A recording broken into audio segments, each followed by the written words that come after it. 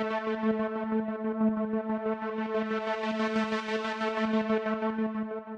internautes d'Iroko Media TV, bonsoir et bienvenue dans ce bulletin d'information.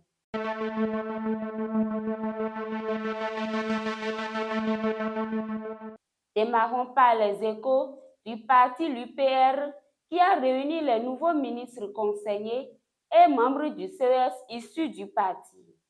C'était ce 23 décembre 2024 sous la présidence de Joseph Diogbenu. Cette rencontre tenue au siège annexe du parti vise à rappeler les orientations stratégiques de l'UPR. En s'adressant aux nouveaux nommés, le président du parti a salué leur nomination et souligné leur rôle dans la promotion des valeurs progressistes auprès du chef de l'État et dans les délibérations du CES.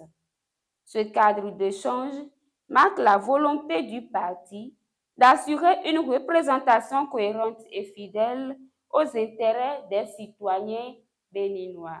Autre volet de cette édition, l'Assemblée spéciale des professionnels des médias et l'ODEM étaient en atelier du 18 au 20 décembre dernier à Grand Popo.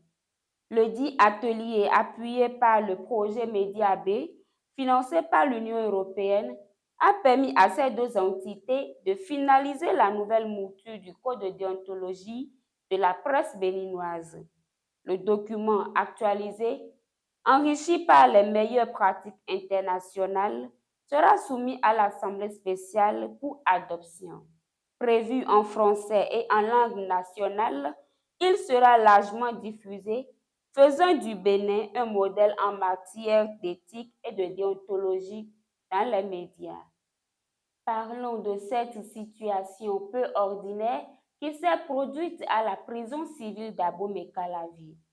Un prisonnier a tenté de s'évader en se déguisant en femme avec l'aide et la complicité de son épouse enceinte. Grâce à une tenue féminine complète, il a tenté de se fondre parmi les visiteurs. Cependant, son absence de badge de visite a éveillé les soupçons des gardes pénitentiaires. Une fouille a révélé sa véritable identité, conduisant à son arrestation ainsi qu'à celle de son complice. Le détenu, un ancien agent judiciaire, purge une peine de 48 mois de prison pour diverses infractions.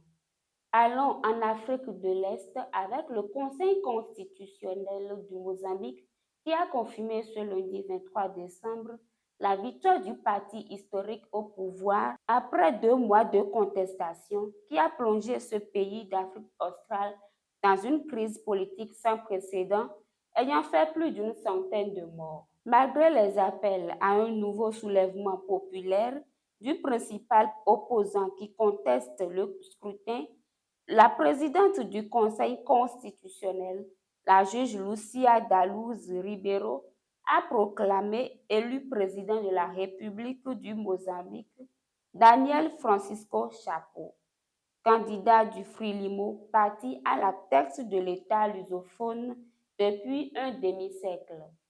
En Asie, la Chine dénonce l'enquête protectionniste menée par les États-Unis sur les semi-conducteurs.